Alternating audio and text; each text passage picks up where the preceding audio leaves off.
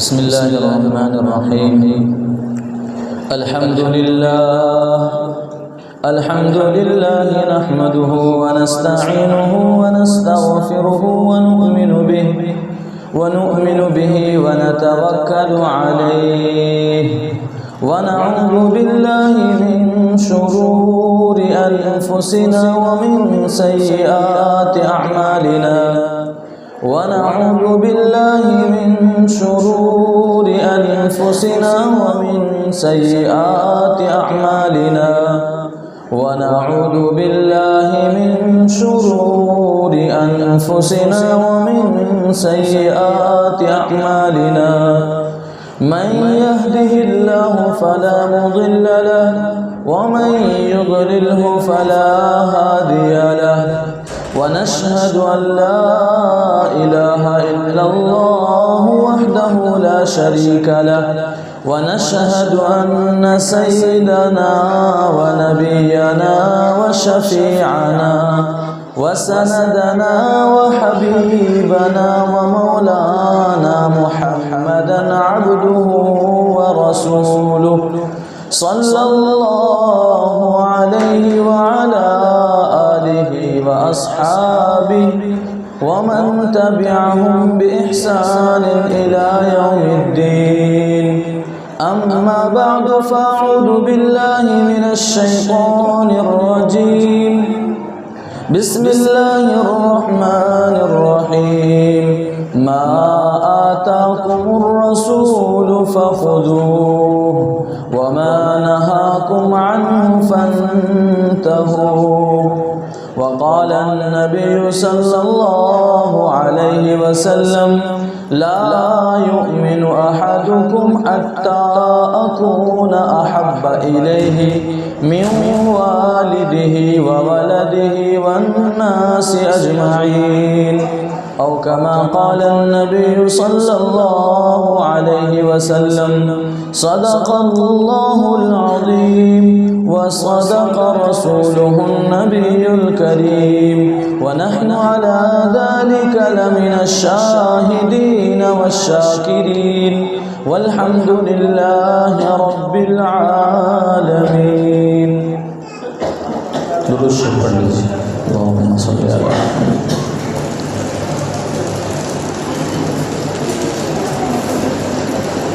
میرے محترم بزرگوں اور دینی بھائیوں، اصل پروگرام تو بچوں کا تھا، جو ماشاءاللہ بارش بھی آئی، اندھیرا بھی چھایا، تو بچوں کا پروگرام رکا نہیں. الحمدللہ بچوں کا پروگرام مکمل ہوا، یہ بڑی خوشی کی بات ہے.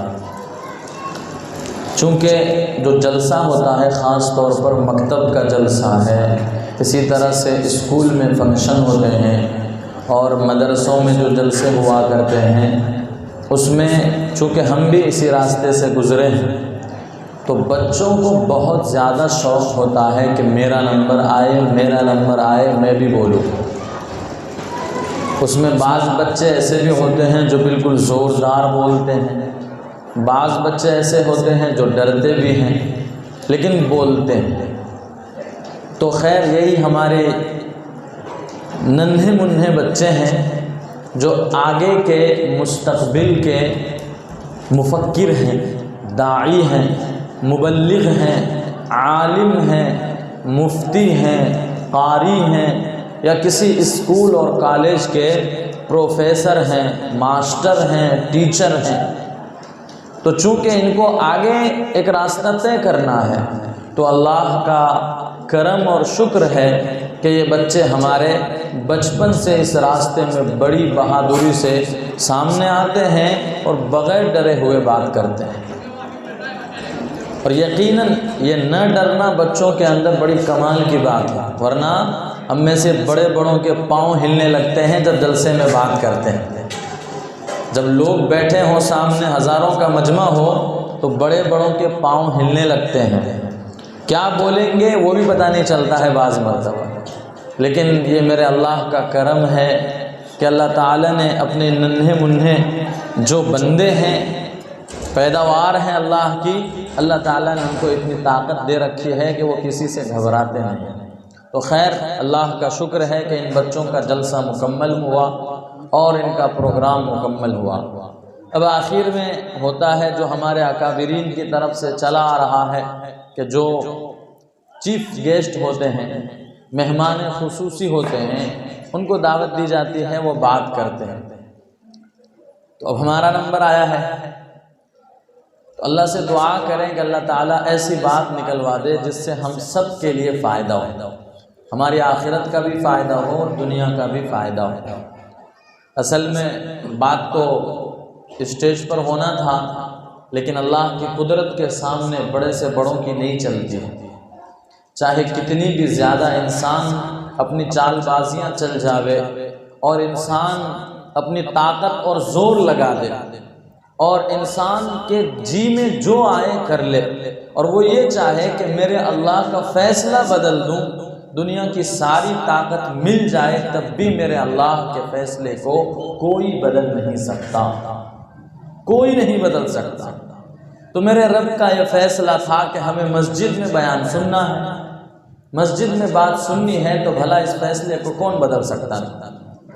خیر کہیں بھی ہو، دین کی بات ہے اور دین کی باتوں کو سننا، اس پر عمل کرنا ہمارے لیے بہت فائدے کی چیز ہے۔ بلکہ یوں سمجھ لیجئے کہ اگر یہ دین کی باتوں کا سلسلہ نہ ہوتا، یہ علماء کے خطاب اور بیانات نہ ہوتے، تو شاید ہمارے اندر سے ایمان کب کا نکل گیا ہوتا۔ یہ ہمارے علماء ہی ہیں کہ جن کا فضل ہے اس امت پر اور احسان ہے کہ وہ کیسے بھی ہوں، ہم انہیں دعوت دیتے ہیں، وہ آتے ہیں اور ہمارے سامنے کچھ بھی صحیح، اسلام کی کچھ ہی جھلکیاں صحیح، پر وہ بات کرتے ہیں۔ ہمارے دل کے اندر جو اسلام کی روشنی مدھم پڑ رہی تھی، اسلام کا نور بجھتا ہوا نظر آ رہا تھا، اسلام کی لائٹ ٹمٹماتی ہوئی تھی، وہ علماء کے خطاب سے، علماء کی باتوں سے ہمارے وہ لائٹ روشن ہو جاتے ہیں، وہ نور جو بجھتا ہوا تھا وہ منور ہو جاتا ہے پھر، اور وہ چراغ جو اندر جل رہے تھے مدھم طریقے سے نور اسلام کے، وہ ماشاءاللہ ایک دم پوری طرح سے جگمگانے لگتا ہے۔ تو اسی لیے دین کی کوئی بھی مجلس ہو، چاہے جیسی بھی مجلس ہو، ہمیں چاہیے کہ ہم اس میں شریک ہوں۔ جب تک ہم دین کی مجلس میں نہیں بیٹھیں گے میرے بزرگوں، ہمارے ایمان کے اندر جو ہے وہ پاور اور طاقت نہیں آئے گی۔ آج کے دور میں آپ دیکھ لیجئے کہ ہمارے نوجوان جو نئی نسل ہے ان کا عالم کیا ہے۔ نئی نسل جو ہے ان سے موبائل چلوا لیجئے، ان سے کمپیوٹر چلوا لیجئے، یا دنیا کی کوئی بھی بھاری سے بھاری اور مشکل سے مشکل ڈرائیونگ کی گاڑیاں دے دیجئے، وہ بنا سوچے سمجھے چلائیں گے اور انہیں مزہ آئے گا۔ لیکن جب دین کی بات آتی ہے تو ہمارے نوجوان ابھی پیچھے ہیں۔ وجہ کیا ہے؟ کیونکہ آج ایک سلسلہ چلنے لگا ہے کہ جب دین کی بات ہوتی ہے تو ہمارے نوجوان نظر نہیں آتے۔ جب ہمارے نوجوان دین کی بات سنیں گے نہیں تو آخری درجہ کیا ہوگا؟ جو وہ ایمان کا تھوڑا بہت مسلمان کے گھر میں پیدا ہونے کی وجہ سے ہمارے دل میں جو ایمان کی ایک روشنی جلی تھی، ایمان کا نور ایک منور ہوا تھا، ایمان کا چراغ ایک جگمگایا تھا، جب اس پر محنت نہیں ہوئی، اس کے بارے میں ہم نے اپنے اکابر سے، اپنے علماء سے سنا نہیں، دین کی مجلس میں شرکت نہیں کی، تو پھر ہوتا کیا ہے کہ وہ ایمانی روشنی جو تھوڑی بہت امی ابا کے محنت سے پیدا ہونے کے بعد سیکھے تھے وہ بھی ختم ہو جاتا ہے۔ پھر اس کا نتیجہ یہ ہوتا ہے جو آج کے دور میں ہو رہا ہے، وہ کیا ہو رہا ہے کہ ہمارے نوجوان اپنے نبی علیہ السلام کے طریقوں سے دور، نبی کی سنتوں سے دور، اللہ کے احکام سے دور، نہ جنت کے تذکرے سے انہیں مزہ آتا ہے، نہ جہنم کے تذکرے سے انہیں ڈر لگتا ہے۔ نتیجہ یہ ہو رہا ہے میرے بزرگوں کہ لوگ آئے دن مرتد ہوتے جا رہے ہیں، ایمان سے نکلتے جا رہے ہیں۔ اسی طرح ہماری مستورات کا معاملہ ہے کہ ہمارے مردوں کے اندر جب دین نہیں رہا تو مستورات کو دین کیسے سکھائیں گے؟ تو لہذا مستورات کے اندر بھی وہ دین کی کمی آتے جا رہی ہے، جس کا نتیجہ یہ ہے کہ آج ہماری مستورات، ہماری نوجوان بیٹیاں غیروں کے حوالے ہو رہی ہیں، غیروں کے ساتھ بھاگنے پر مجبور ہیں۔ وجہ اس کی میرے بزرگوں یہی ہے کہ ہم نے اپنے اولاد کو دین ہی نہیں سکھایا۔ ہم نے اپنے اولاد کو دین کیوں نہیں سکھایا؟ کیونکہ ہم نے خود اپنے علماء کے بیانات کو نہیں سنا۔ ہم نے اپنے اکابر، بڑے آئے چھوٹے آئے، کسی کی بات ہو، دین کی بات تو دین کی بات ہے۔ حضرت علی کرم اللہ وجہہ ارشاد فرماتے ہیں کہ تم یہ نہ دیکھو کہ کون بات کر رہا ہے، بلکہ یہ دیکھو کہ بات کس کی ہو رہی ہے۔ بات کرنے والا کبھی چھوٹا ہوگا، کبھی بڑا ہوگا، کبھی بڑے ادارے کا شیخ الحدیث ہوگا، کبھی مکتب کا ایک استاذ ہوگا، کبھی مسجد کا امام ہوگا، کبھی مسجد کا مؤذن ہوگا، کبھی مفتی ہوگا، کبھی قاضی ہوگا، کبھی دین کا داعی ہوگا اور امیر ہوگا۔ اگر وہ دین کی بات کر رہا ہے تو دیکھو کہ وہ دین کی بات ہے، لہذا انہیں اپنے سینے سے لگاؤ، اس پر عمل کرو، یہ نہ دیکھو کہ کون بات کر رہا ہے۔ اور آج اس کا الٹا ہو رہا ہے، ہو یہ رہا ہے کہ ہم سب سے پہلے دیکھتے ہیں کہ بات کرنے والا کون ہے۔ کوئی بڑا آدمی ہے تو چلو بھائی مجلس میں جاتے ہیں صرف کان کی لذت کے لیے کہ بھائی وہ بہت اچھی بات کرتے ہیں، اور اگر دین کی بات ہو رہی ہے، دعوت و تبلیغ کی بات ہو رہی ہے، دعوت کی بات ہو رہی ہے، اس سے بھی بھاگتے ہیں کہ کتنا سننے کا، چھوڑو یار جانے دو، جب دیکھو ایک ہی بات کرتے رہتے ہیں۔ تو اس کا نتیجہ یہ ہوا میرے بزرگوں، میرے بھائیوں، میرے نوجوان دوستوں، کہ ہمارے اندر سے دین نکلتا جا رہا ہے، اور ہمارے دنیا میں آنے کا سب سے بڑا مقصد ہی یہی تھا کہ ہم دین کو اپنے اندر لائیں۔ آج جس عنوان پر مجلس رکھی گئی یا جلسہ رکھا گیا، ابھی اس پر بات شروع ہونا باقی ہے۔ یہ تو صرف ایک تمہیدی بات ہم نے آپ کے سامنے رکھی ہے کہ جلسے کا فائدہ کیا ہوتا، کسی کے بیان میں بیٹھنے کا فائدہ کیا ہوتا۔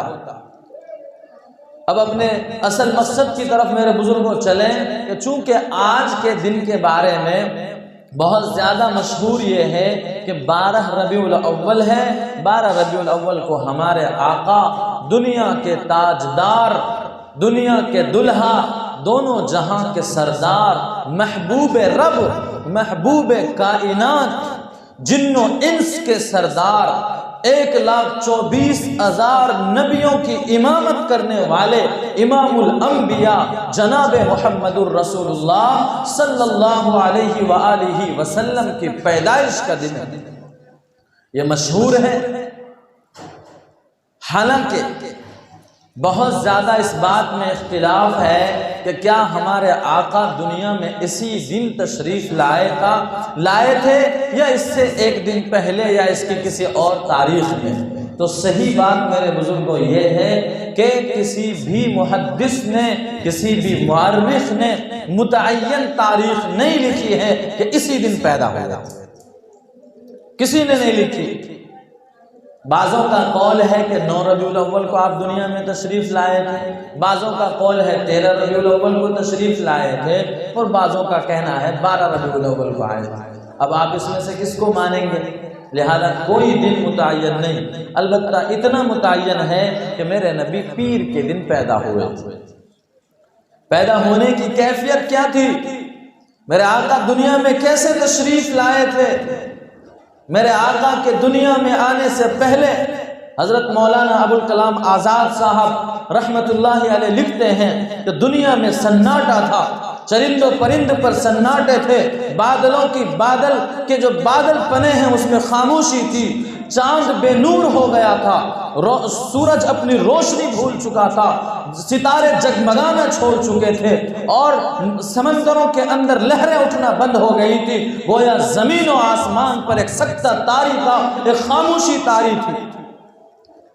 کیوں؟ اس لیے کہ ہر ایک صرف اس انتظار میں تھا، ہر ایک اس انتظار میں تھے کہ بس ایک کائنات کا دلہا آنے والا ہے جس کی گواہی کے لیے عیسیٰ علیہ السلام کو اللہ نے بھیجا، جن کے دنیا میں تشریف لانے سے پہلے اللہ نے تمام نبیوں کو، دنیا کے بنانے سے پہلے اللہ نے تمام نبیوں کی روحوں کو جمع کیا عالم ارواح میں، اور وہاں اللہ نے اپنے آنے والے والے اس محبوب کے لیے، اس محبوب کائنات جناب مصطفیٰ صلی اللہ علیہ وآلہ وسلم کے تشریف لانے سے پہلے اللہ نے تمام نبیوں کی روحوں کو جمع کیا، اور جمع کرنے کے بعد ان سب سے ایک وعدہ لیا کہ اگر تمہارے رہتے ہوئے میرا محبوب آ جائے تو بولو لَتُؤْمِنُنَّ بِهِ، کیا تم ان پر ایمان لاؤ گے؟ نبی سے وعدہ لیا جا رہا، ہم جیسے امتیوں سے نہیں، نبیوں سے وعدہ لیا گیا ہے کہ بولو میرا محبوب جب آئیں گے تمہارے سامنے ہوں گے لَتُؤْمِنُنَّ بِهِ وَلَتَنْصُرَنَّهُ، کہ تم ان پر ایمان لاؤ گے کہ نہیں لاؤ گے، ان کی مدد کرو گے کہ نہیں کرو گے، یعنی ان کی امت بنو گے کہ نہیں بنو گے۔ نبیوں نے کہا تھا اقررنا، یا اللہ ہم اس بات کا وعدہ لیتے ہیں، اقرار کرتے ہیں کہ آپ کے محبوب، آپ کے حبیب جناب مصطفیٰ صلی اللہ علیہ وآلہ وسلم جب دنیا میں تشریف لائیں گے اور ہم میں سے جو بھی موجود ہوگا ان پر ایمان لائیں گے، ان کا لایا ہوا کلمہ لا الہ الا اللہ محمد الرسول اللہ پڑھیں گے۔ نبیوں نے یہ وعدہ کیا تھا اللہ سے، نبیوں نے، کون سے نبی؟ موسیٰ جیسے جلیل القدر کلیم اللہ نبی، ابراہیم جیسے خلیل اللہ نبی، اسماعیل جیسے ذبیح اللہ نبی، اور حضرت عیسیٰ علیہ السلام جیسے روح اللہ نبی۔ ان کے علاوہ جتنے انبیاء ہیں کم و بیش 1,24,000 کے قریب انبیاء لکھے ہیں محدثین نے، مفسرین نے، اتنے سارے نبیوں کا اللہ سے وعدہ تھا کہ آپ کے محبوب آئیں گے تو ہم ان پر ایمان لائیں گے۔ میرے بھائیوں، میرے بزرگوں، ہم اور آپ خوش نصیب ہیں کہ اللہ نے ہم پر اتنا بڑا فضل اور احسان فرمایا کہ ہم نے اپنے اللہ سے مانگا نہیں تھا کہ یا اللہ محبوب کی امت بنائیے گا، یا اللہ اپنے حبیب کی امت بنائیے گا، یا اللہ اپنے چہیتے لاڈلے نبی کا، لاڈلی امتی کا ایک فرد بنائیے گا، مسلمان امت کے گھر میں پیدا کیجیے گا۔ ہم نے اللہ سے وعدہ، اللہ نے ہم سے نہ وعدہ کیا نہ اللہ سے ہم نے دعا کی تھی میرے بزرگوں، لیکن میرے رب کا کرم ہوا ہم پر، آپ پر اور اس امت کے ہر فرد پر کہ بنا مانگے میرے اللہ نے ہم سب کو محمد مصطفیٰ صلی اللہ علیہ وسلم کی امت میں پیدا فرمایا۔ کیا شان ہے میرے نبی کی جب آپ دنیا میں تشریف لانے والے ہیں۔ بی بی آمینہ رضی اللہ تعالی عنہا، آپ ان کے بطن میں ہیں، آپ اپنی ماں کے پیٹ میں ہیں، اور اماں آمینہ جب گلیوں میں چلتی ہے مکہ کے تو بادل اوپر سے سایہ کرتا ہے، اور اماں آمینہ جب چلتی ہیں تو درخت کے پتے جھک جھک کر سلام کرتے ہیں، کنکریاں سلام کرتی ہیں، کنویں پر جاتی ہیں پانی بھرنے کے لیے، بوری پر جاتی ہیں پانی بھرنے کے لیے۔ عام عورتیں تو وہ پانی اپنے ہاتھوں سے کھینچتی ہیں، لیکن لکھا ہے کہ کنویں کا پانی خود اوپر آتا تھا، خود اوپر آتا تھا۔ اور اس سے پہلے کا ایک واقعہ سناؤں میں، کچھ دن پہلے، 2 دن پہلے جمعہ میں نے ایک جگہ بات کی، وہاں بھی یہ واقعہ سنایا میرے بزرگوں کہ اصل میں بہت لمبا واقعہ ہے۔ میرے نبی کے کس کس پہلو کا تذکرہ آپ کے سامنے چھیڑا جائے۔ میرے نبی کی زندگی کا ہر لمحہ، ہر ایک سیکنڈ اپنے اندر سمندر رکھتا ہے، اس کو بیان نہیں کیا جا سکتا۔ آتے گئے، آج سے 1400 سال پہلے سے آتے گئے مقررین، آتے گئے واعظین، آتے گئے مفسرین، آتے گئے محدثین، آتے گئے فقہائے کرام، آتے گئے مؤرخین، اور نہ جانے کتنے افراد آئے، لیکن میرے نبی کی صفت بیان کرتے کرتے، میرے نبی کی تعریف کرتے کرتے وہ سب چلے گئے، لیکن میرے نبی کی تعریف ابھی بھی ختم نہیں ہوئی ہے اور قیامت تک ختم نہیں ہوگی۔ میرے آقا علیہ السلام ایسے تھے میرے بزرگوں۔ حضرت بابا عبداللہ جو ہمارے نبی کے ابا ہیں، ان کے دادا نے ایک زمزم کا کنواں کھودنا چاہا، خواب کے ذریعے سے بتلایا گیا زمزم کا کنواں کھودنا چاہا، تو مکہ کے سرداروں نے آپس میں مخالفت کی اور لڑنا شروع کر دیا کہ نہیں، ہم کنواں کھودنے نہیں دیں گے، جو پہلے سے کنواں ہے وہی رہنے دو۔ تو حضرت عبد المطلب جو آپ کے دادا حضرت ہیں، انہوں نے یہ وعدہ کیا اللہ سے، جس کو ہم اور آپ منت ماننا کہتے ہیں، نظر ماننا کہتے ہیں۔ منت مانی کہ یا اللہ اگر تو نے مجھے 10 اولاد دی اور وہ سب مضبوط بنے اور انہوں نے ان ظالموں سے مقابلہ کیا میرے رہتے ہوئے، تو میں اپنے ایک بیٹے کو آپ کے نام پر قربان کر دوں گا۔ یہ لمحہ زمانے نے اور آسمان و زمین نے ہمارے نبی کے آنے سے پہلے آپ کے نسب میں حضرت اسماعیل علیہ السلام کے ساتھ دیکھ لیا تھا۔ یہی تاریخ پھر دہرائی جا رہی تھی۔ لہذا اللہ کا کرنا کہ اولادیں ہوئی اور 10 بیٹے ہوئے، 11 بیٹے ہوئے، وہ سب کے سب بہادر اور مضبوط بنے۔ ان میں سب سے لاڈلے ہمارے اور آپ کے محبوب صلی اللہ علیہ وسلم کے ابا جان عبداللہ جی تھے، جو ہمارے نبی کے دادا کو بہت پیارے تھے، بہت پسند کرتے تھے اور لاڈلے آخری تھے، چہیتے تھے۔ کیا ہوا کہ بس وعدہ یاد آیا کہ میں نے اللہ سے منت مانی ہے، لہذا ایسا کرو کہ اب کسی ایک بیٹے کو اللہ کے لیے قربان کرنا ہے۔ خیر میرے بزرگوں، القصہ مختصر یہ کہ بہت سب بیٹوں کو بلایا، بلانے کے بعد بتلایا اپنا وعدہ کہ میں نے یہ کام اللہ سے وعدہ کر رکھا ہے، لہذا اب میں چاہتا ہوں کہ تم میں سے ایک کو قربان کرو۔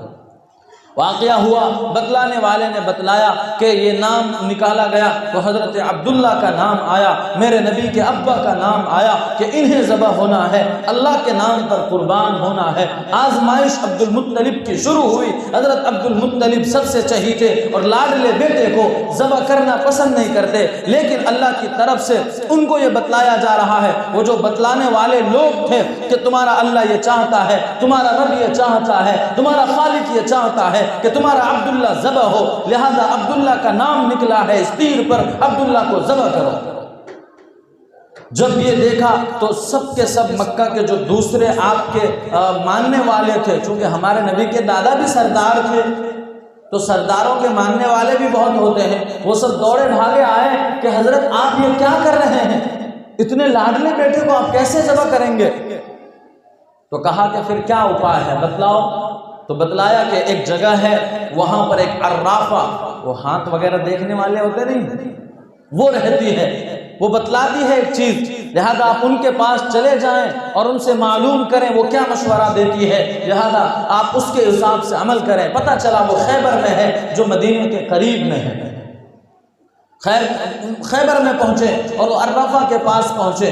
وہ عرافہ، اب یہاں ایک بات بتلا دوں میرے بزرگوں، یہ بات بیچ میں آئی کہ ہاتھ دکھانا یہ جائز نہیں ہے۔ جو ہاتھ دیکھ کر قسمت کی لکیریں بتلاتے ہیں ان کی وہ بات صحیح نہیں ہوتی، اور میرے نبی نے فرمایا من اتا عرافن، جو کسی عراف کے پاس گیا، کوئی رشی اور منی کے پاس گیا، کوئی ہاتھ دکھانے والوں کے پاس گیا، وہ جنت کی خوشبو بھی نہیں سونگھ سکے گا۔ ایک واقعہ یاد آیا، لطیفے کے طور پر، ہنسنے کے طور پر، مزاحیہ طور پر سناتا ہوں۔ ہمارے استاد نے سنایا کہ پڑوس ملک میں ایک بہت بڑے انسان تھے، لیکن وہ آنکھ سے نابینا تھے۔ آنکھ سے نابینا تھے تو اپنے گھر کو جا رہے تھے، جاتے ہوئے انہوں نے ایک آدمی کو سنا کہ ہاتھ دکھاؤ اور قسمت جانو۔ یہ اعلان کرتے ہوئے سنا کہ ہاتھ دکھاؤ قسمت جانو، ہاتھ دکھاؤ قسمت جانو۔ تو وہ جو مولانا صاحب تھے انہوں نے دیکھیں ذرا آزمائیں تو صحیح کیا قسمت بتلاتے ہیں۔ تو جانے کے بعد ان کو کہا کہ میرا ہاتھ دیکھ لو، دکھایا ہاتھ۔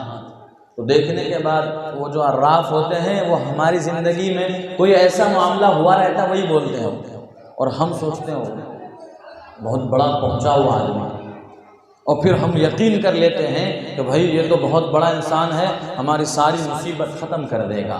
میرے بزرگوں، ابھی میں مطالعہ کر رہا تھا، حضرت شیخ عبد القادر جیلانی رحمۃ اللہ علیہ کے بارے میں بتایا گیا کہ یہاں کے لوگ انہی کو بہت محبت کرتے ہیں۔ محبت کرنا چاہیے، ولیوں سے محبت کرنا چاہیے، اللہ کے نبی کے صحابہ سے محبت کرنا چاہیے، اپنے علماء سے محبت کرنا چاہیے، اپنے اکابرین سے محبت کرنا چاہیے۔ تو خیر ان کی زندگی پر میں پڑھ رہا تھا، ابھی بات آئی، حضرت کا یہ اعلان تھا کہ جو کچھ کرنے والا، ہر ایک کا یہی اعلان ہے، لیکن حضرت اپنے چاہنے والوں کو کہتے تھے کہ اللہ کے سوا کسی کو بادشاہ ہم نہیں مان سکتے۔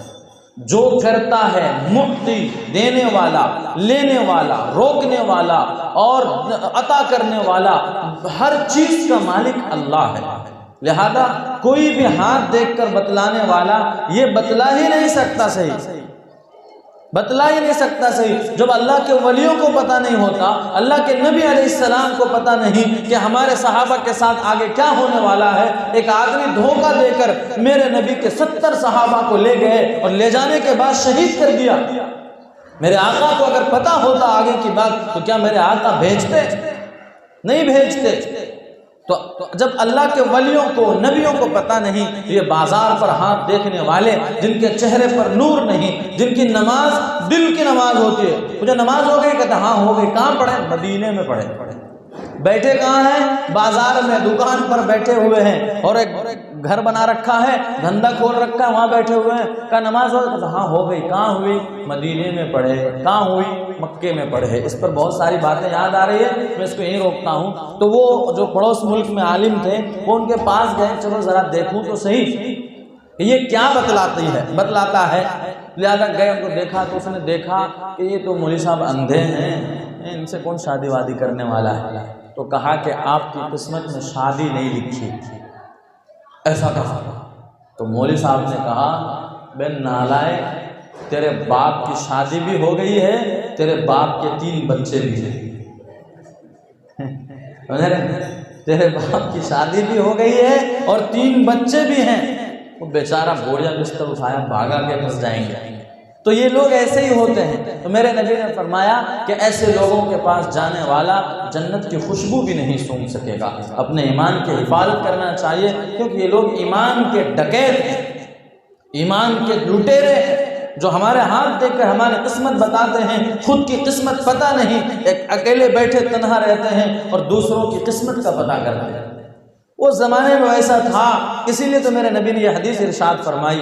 تو وہ گئے حضرت عبد المطلب. اس کے بعد جانے کے بعد اس سے پوچھا تو بتلایا کہ کل آؤ. کل آئے، پھر سے واپس آئے. آنے کے بعد بتلایا گیا کہ دیکھو ایک اپائے ہے، ایسا کرو کہ تم اپنے شہر جاؤ، مکے میں جاؤ، اور جانے کے بعد 2 پرچہ لکھو. ایک میں اونٹ لکھو اور ایک میں اپنے چہیتے جس کے نام پر تیر نکلا ہے، جس کو ذبح کرنے کے بارے میں نکلا ہے، اس کا نام لکھو. یعنی حضرت عبداللہ ہمارے نبی کے ابو کا نام لکھنے کے لیے کہا. کہا ٹھیک ہے. لکھا. کہا کہ اس کو پھینکنا اور اس میں سے ایک پرچہ اٹھانے والا اٹھائے، دیکھے جس کا نام آتا ہے اس کے حساب سے فیصلہ کرے. اگر عبداللہ کا نام آتا ہے تو پھر عبداللہ کے بدلے میں 10 اونٹ اور بڑھاؤ، پھر پھینکو. لہذا اس طرح سے جب بھی عبداللہ کا نام آئے 10 اونٹ بڑھاتے جاؤ. جب تک اونٹ کا نام نہ نکلے تب تک اونٹ بڑھاتے جاؤ. لہذا یہ لوگ خوش ہوئے، اور اونٹ کی کیا کمی تھی. واقعی فیل سے کے موقع پر آپ کو معلوم ہے کہ جب وہ ابرہہ نامی ظالم آیا کعبۃ اللہ کو توڑنے کے لیے، تو اللہ تعالیٰ نے اپنے کعبہ کی حفاظت تو کی، لیکن عبد المطلب جو تھے ان کے پاس اونٹ تھے بہت زیادہ، سب پر اس ابرہہ نے قبضہ کر لیا تھا. خیر وہ قبضہ جب کیا تھا، اس میں بات نکل جاتی ہے میرے بزرگوں. تو قبضہ جب کیا تو اس نے ابرہہ نے بلایا کہ بلاؤ کعبہ کے سردار کو، مکہ کے سردار کو، ہم بات کریں گے. وہ آئے اور آنے کے بعد ابرہہ نے سوچا کہ یہ تو اپنے کعبہ کو بچانے کی بات کریں گے. بھائی دیکھو میری مسجد مت توڑو، میں تو مسجد کا متولی، ایسا نہ کرو، تمہیں جاؤ واپس. ابرہہ نے سوچا کہ ایسے سفارش کرے گا، ریکویسٹ کرے گا، روئے گا ہمارے سامنے میں. ہمارے نبی کے دادا آئے اور آنے کے بعد کہا کہ کعبہ کو جو کرنا ہے کرو، میرے اونٹ جو تم نے لیے ہیں وہ دے دو. وہ بھی حیران ہو گیا کہ یہ آدمی عجیب و غریب ہے، ہم توڑنے آئے ہیں کعبہ کو، اس کا متولی یہ ہے، اور یہ کہتے ہیں جو کرنا ہے کرو، میرا اونٹ دے دو. اپنی پڑی ہے. دے دیا انہوں نے، اور وہ لے کر چلے گئے. اور حضرت عبد المطلب نے کہا کہ میرا گھر تھوڑی ہے، جس کا گھر ہے وہ اس کی حفاظت کریں گے، جس کا گھر ہے وہ اس کی حفاظت کریں گے. لہٰذا کیا ہوا؟ اللہ نے حفاظت کی ابابیل کے ذریعے سے. خیر وہ واقعہ الگ ہے میرے بزرگوں. تو اس سے بھی پتہ چلتا ہے کہ بہت اونٹ تھے ان کے پاس میں. تو وہ اونٹ ایسا پھینکتے گئے اور حضرت عبداللہ کا نام آتا گیا. جب 100 اونٹ پہنچ گئے تو اس وقت اونٹ والا پرچہ نکلا اور حضرت عبداللہ کا نام نہیں آیا. تو حضرت عبد المطلب ادھر کعبے کے پاس کھڑے ہو کر دعا کر رہے ہیں، یا اللہ کہ بچا لے میرے عبداللہ کو. یہ دعا میں لگے ہوئے ہیں دادا ہمارے نبی کے. تو اب کیا ہوا کہ جب پتہ چلا کہ عبداللہ کا نام ختم ہوا، اونٹ کا نام آ گیا، حضرت عبدالمطلب نے کہا میں تب تک نہیں مانوں گا کہ میرا اللہ مجھ سے راضی ہو گیا جب تک کہ 3 مرتبہ اونٹ کا نام نہ آئے اور میرے بیٹے کا نام کٹ نہ جائے۔ 3 مرتبہ پھینکا، تینوں مرتبہ 100 اونٹ پورے ہونے کے بعد حضرت عبداللہ کا نام نہیں آیا بلکہ اونٹوں کا نام آیا، لہذا جب سارے اونٹ ذبح کیے گئے اور حضرت عبداللہ کو بچا لیا گیا۔ خیر یہ واقعہ میں میرے نبی کے ننھیال کی طرف چلے گئے، جاتے ہوئے راستے میں ایک یہودیہ عورت ملتی ہے اور وہ عورت جو ہے ہمارے نبی کے ابا کو دیکھتی ہے اور دیکھنے کے بعد بلاتی ہے اور وہ کہتی ہے کہ اے عبداللہ، اگر جتنے تیرے اوپر اونٹ خرچ ہوئے ہیں، جتنا تیرے نام پر اونٹ ذبح کیا گیا ہے، بول اتنا ہی زیادہ، اس سے بھی زیادہ میں تجھے دینے کے لیے تیار ہوں، میرے ساتھ 1 رات گزار لے، میرے ساتھ 1 رات گزار لے، میں اس سے زیادہ تجھے دینے کے لیے تیار ہوں۔ اللہ تعالیٰ اپنے نبیوں کے جو پہلے والی نسل ہوتے ہیں یا ان کے بعد والی نسلیں ہوتے ہیں، غلط چیزوں سے حفاظت فرماتے ہیں۔ حضرت عبداللہ نے انکار کر دیا کہ ایسا کبھی ہو ہی نہیں سکتا، چلے گئے۔ جانے کے بعد جب واپس گئے، اس کے بعد وہاں حضرت آمینہ سے نکاح ہوا، شادی ہوئی، وہیں رات گزاری۔ رات کے بعد جب صبح آئے تو وہی گلی میں وہ عورت تھی، ملی تو حضرت عبداللہ نے پوچھا، جیسا سیرت ابن ہشام نامی کتاب میں لکھا ہے، حضرت عبداللہ نے ان سے پوچھا کہ اے بتا کہ کیا وہی آفر آج بھی باقی ہے جو تو کل کر رہی تھی، پیشکش کر رہی تھی، آفر دے رہی تھی، آج بھی وہ باقی ہے؟ اس نے کہا نہیں۔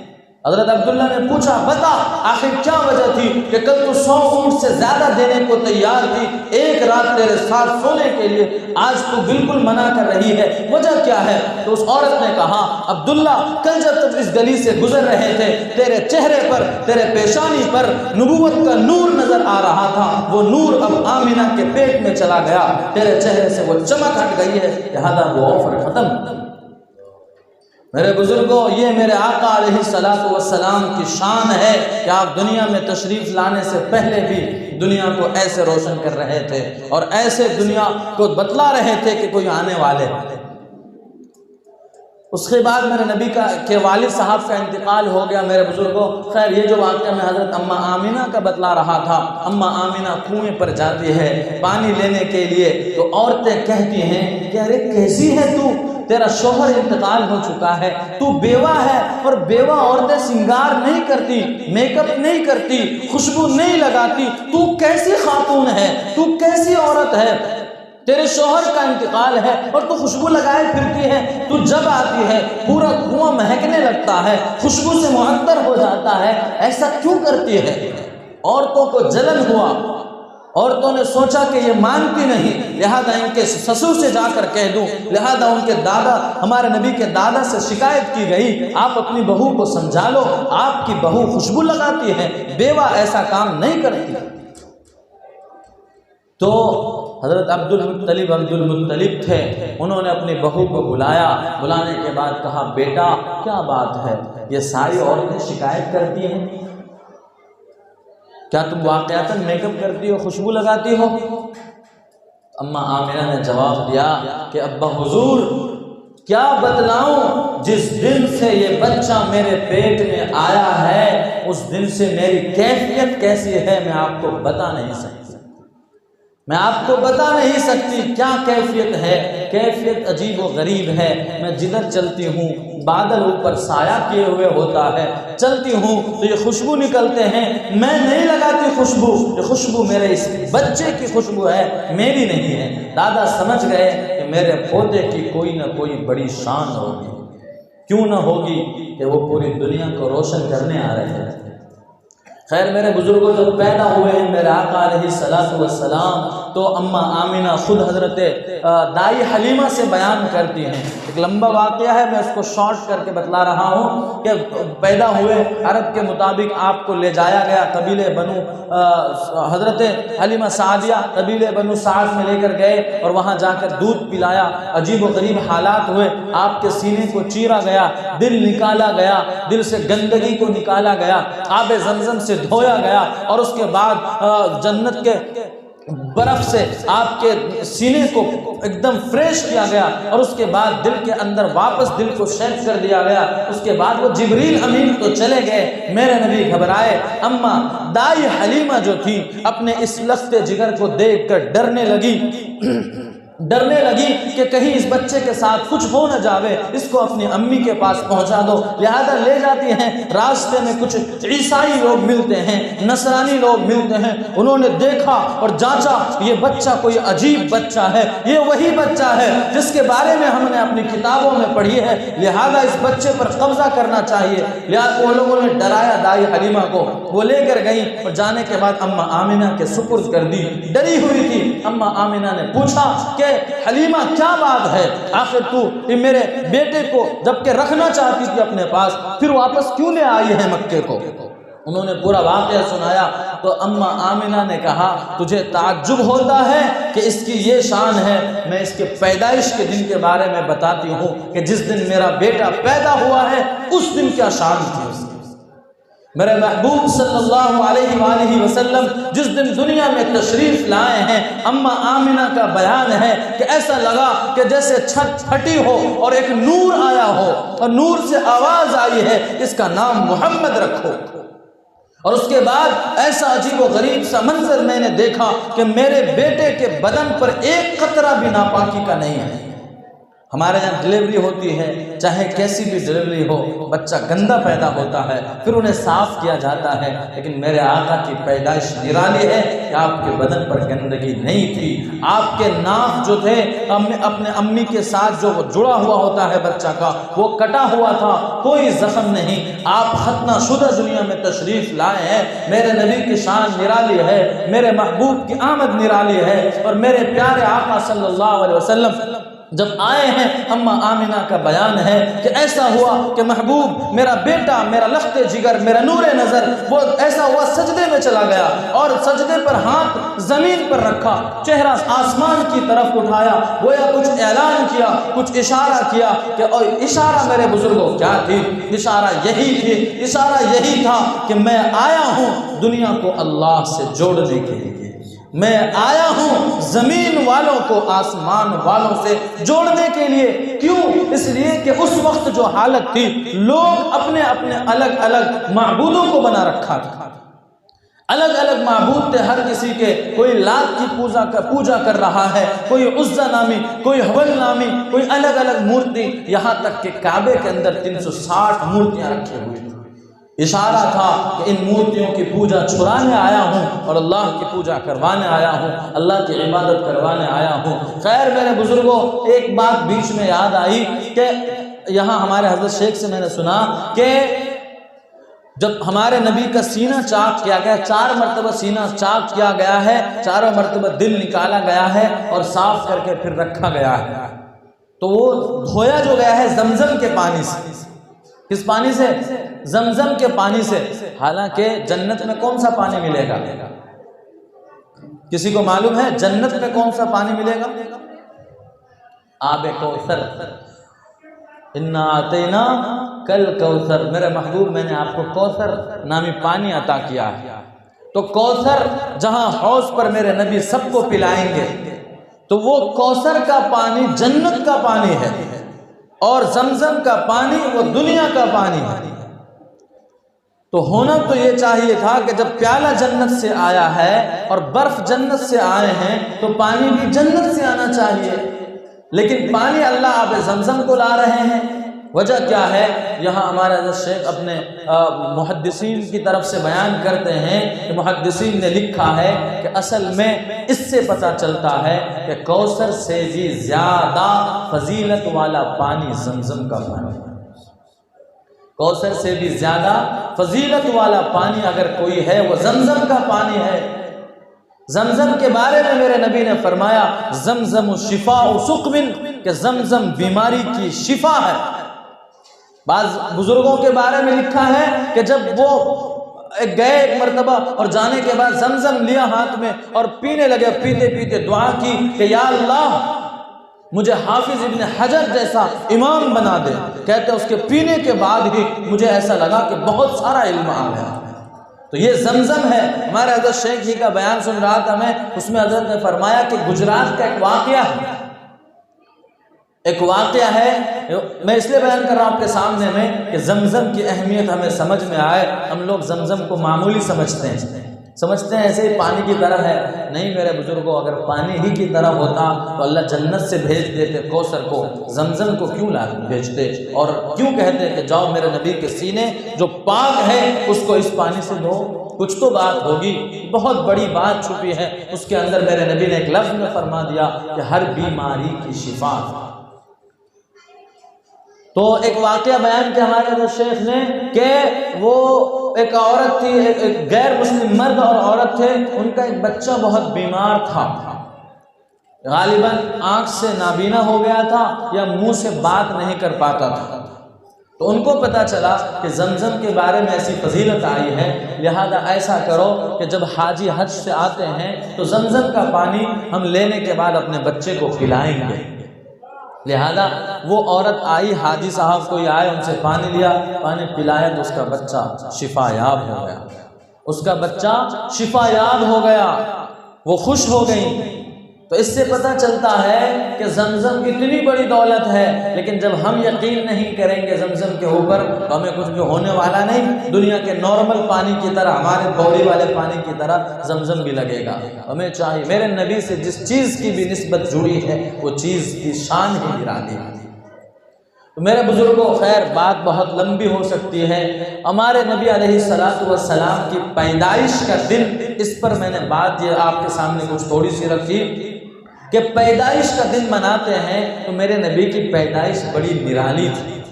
خیر جب آپ نبی بنائے گئے تو میرے نبی کے دنیا میں آنے کا مقصد جو تھا وہ دنیا والوں کو اللہ سے جوڑنا تھا۔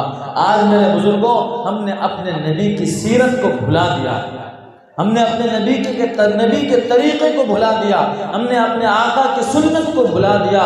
جب ہم اپنے نوجوانوں سے کہتے ہیں کہ ارے میرے نوجوان ذرا نبی کے طریقے پر تو آ جا، نبی کی سنت پر تو آ جا، چہرہ نبی کے جیسا بنا لے، لباس نبی کے جیسا پہن لے، اپنے بال نبی کے جیسے بنا لے، اپنی چال نبی کے جیسے بنا لے، اپنے چلنے کا انداز نبی کے جیسے بنا لے، اپنے کھانے کا انداز نبی کے جیسے بنا لے، اپنے سونے کا انداز نبی کے جیسے بنا لے، اپنے بولنے کا انداز نبی کے جیسے بنا لے، تو ہمارے نوجوانوں کو بری لگتی ہے یہ باتیں۔ کیا باتیں کرتے رہتے ہیں یہ مولانا لوگ، نبی نبی نبی۔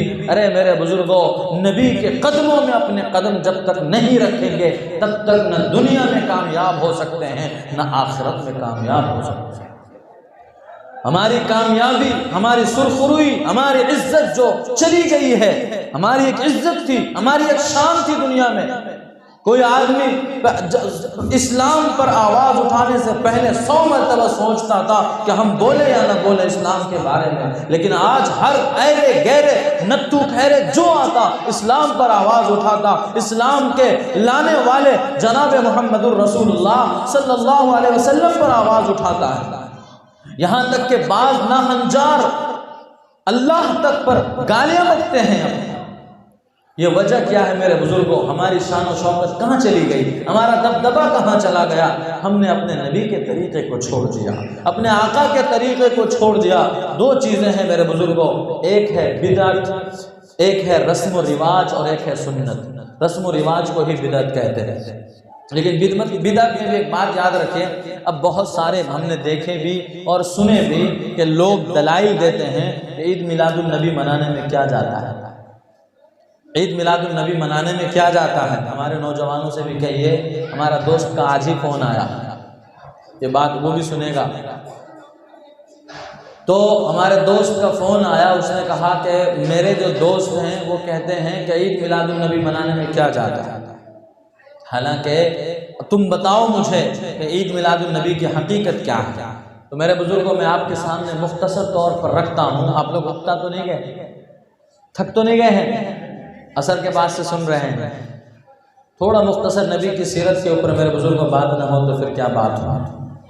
تو میرے آقا علیہ السلام کا نام ہی تو لیا جاتا ہے، ہمارے نبی کا تذکرہ ہی تو کیا جاتا ہے، اس میں کیا حرج ہے؟ یہ بات کہتے ہیں لوگ، اس کی حقیقت جان لیجئے کہ یہ باتیں کب سے وجود میں آئی۔ میلاد النبی حالانکہ ہم میں سے جو بوڑھے ہیں وہ جانتے ہوں گے کہ 12 تاریخ کو پہلے کیا کہتے تھے چچا؟ پہلے 12 تاریخ کو کیا کہتے تھے معلوم ہے؟ 12 وفات کہتے تھے۔ کیا کہتے تھے؟ 12 وفات کہتے تھے۔ کیوں؟ اس لیے کہ اکثروں کا اتفاق ہے اس بات پر کہ 12 ربیع الاول کے دن پیر کا دن تھا، دوپہر کا وقت تھا، جناب محمد الرسول اللہ صلی اللہ علیہ وسلم دنیا سے تشریف لے گئے، وفات ہوئی آپ کی۔ اگرچہ ابھی جو بہت سارے تحقیق ہیں اس سے پتہ چلتا ہے کہ ہمارے نبی کی وفات کا دن جو ہے یا تو 3 ربیع الاول ہے یا 2 ربیع الاول ہے، یہ جوڑا جاتا ہے اور ہو سکتا ہے یہ بھی قول صحیح ہو۔ خیر میرے بزرگوں، میرے نبی کے بارے میں آپ کی وفات کب ہوئی اور آپ کی پیدائش کب ہوئی اللہ نے چھپا دیا۔ حالانکہ صحابہ کرام جو تھے انہوں نے ہمارے نبی کے ایک ایک ادا کو امت کے سامنے رکھا۔ میرے نبی نے تیل کیسے لگایا، میرے نبی نے ناخن کیسے کاٹے، میرے نبی نے سویا کیسے ہے، میرے نبی چلتے کیسے تھے، میرے نبی بولتے کیسے تھے، میرے نبی کسی کو دیکھتے کیسے تھے، یہ ساری ادائیں امت کو دی ہیں اور امت کو سب کچھ دیا۔ یہاں تک کہ آپ کے گھر کے اندر آپ کیسے رہتے تھے اما عائشہ رضی اللہ تعالی عنہا نے امت کو دیا کہ میرے نبی ایسے ہی گھر میں رہتے تھے جیسے کہ باہر تم لوگ اپنے گھروں میں رہتے ہو، یعنی نارمل انسان کی طرح رہتے تھے، کوئی شان نہیں۔ نبی گھروں میں جھاڑو لگایا کرتے تھے۔ آج ہمارے مردوں کو کہہ دیا اگر بیوی کہ ذرا جھاڑو لگاؤ جی، اتنا کہہ تو دے خالی، کیا سے کیا ہو جائے گا، بجلی گرا دیں گے شوہر کہ تم کو شرم نہیں آتی کما کے بھی کھلانا اور بھی ہم کو گھر میں جھاڑو لگانے کہتی ہے۔ ارے میرے بزرگوں، یہی ہے نبی کی سیرت، یہی ہے اصل نبی کی بات کہ میرے نبی کے طریقے کو اپنایا جائے۔ میرے آقا نے گھر میں جھاڑو بھی لگائے ہیں، میرے آقا نے گھر کے اندر آٹے بھی گوندے ہیں، ہاں میرے آقا نے کبھی فاقے بھی کیے ہیں، میرے آقا نے ہر وہ کام کیا ہے جو ایک انسان کرنا چاہتا ہے، کیوں؟ تاکہ امت کے لیے آسانی ہو۔ تو یہ سیرت ہے ہمارے نبی کی، اسی پر امت کو آنا چاہیے۔ اب میں بتا رہا تھا وہ کہ عید میلاد النبی کی شروعات کب سے ہوئی، تو اس کے بارے میں یاد رکھیں، ایک اصول بتلا دیتا ہوں آپ کو۔ ہمارے بزرگوں کی طرف سے جو بات ہے اس اصول پر آئیے کہ ہمارے اسلام میں 3 دور گزرے ہیں جس کی تعریف ہمارے نبی نے خود کی ہے۔ کتنے دور؟ 3 دور گزرے ہیں جس کے بارے میں میرے آقا علیہ السلام نے فرمایا خیر القرون قرنی ثم الذین یلونہم ثم الذین یلونہم، کہ سب سے بہترین زمانہ میرا زمانہ ہے، پھر اس کے بعد کا زمانہ ہے اور پھر اس کے بعد کا زمانہ ہے۔ یعنی 3 دور کے بارے میں میرے نبی نے فرمایا کہ یہ 3 دور جو ہیں اسی پر امت محمد کو چلنا چاہیے، اس کے علاوہ بعد میں کیا ہوا اس پر امت کو نہیں چلنا چاہیے۔ تو اب کیا ہوا ہے؟ یہ ہے کہ جب عید میلاد النبی کی بات کریں تو ہمارے نبی علیہ السلام دنیا میں کتنے سال رہے ذرا بتائیے؟ 6 پر 3 63 سال ہمارے آقا دنیا میں تشریف فرما رہے۔ ہم جب سوال کرتے ہیں کہ آقا نے نہیں بتلایا تو ان کا جواب عجیب و غریب ہوتا ہے، اب وہ بات عقل سے نہیں آتی ہے، اترتی نہیں، بس اپنے دل کی خواہش پوری کرنے کے لیے آج لوگوں نے قرآن کے ترجمے کو غلط کر دیا، قرآن کے ترجمے کو۔ خیر وہ ہم اس کے جواب پر نہیں آتے، بس مختصر چونکہ آپ طلبگار بیٹھے ہیں، اللہ دے رہے ہیں تو آپ کے سامنے بول رہے ہیں۔ تو عید میلاد النبی تو پہلا کہ صحابہ کا دور، جو ہمارے نبی کے دور میں صحابہ تھے، تو صحابہ کے دور میں کسی بھی ایک صحابی سے یہ طریقہ بتلا دیجئے۔ آج ایک آدمی کا بیان سنا، وہ کہہ رہے تھے کہ یہ لائٹنگ کرنا، یہ وائٹ برا مت مانیے گا، انشاءاللہ آئندہ سے توبہ کیجئے یہ فالتو کے کام کرنے سے، ابھی میں آپ کے سامنے رکھنے والا ہوں، آ رہے ہیں اس پر بھی۔ تو سوال کرتے ہیں ہم علماء دیوبند، اہل سنت والجماعت والے کہ یہ لائٹنگ فائٹنگ جب صحابہ نے نہیں کیا تو تم کیوں کرتے ہو؟ تو وہ بھائی صاحب اس بیان کر رہے تھے، عجیب و غریب، کوئی عام آدمی بھی سمجھے تو سنے تو کہے کہ کیا بے وقوفی ہے۔ وہ کہتے ہیں کہ صحابہ کے دور میں لائٹ تھا کیا؟ ایسا کہہ رہے ہیں وہ، اور صحابہ کے دور میں کپڑے تھے کیا جھنڈے لگانے کے لیے؟ ان کے پاس تو ایسے بھی کپڑے نہیں تھے کہ وہ پہن سکیں۔ بتائیے یہ کوئی دلیل ہے؟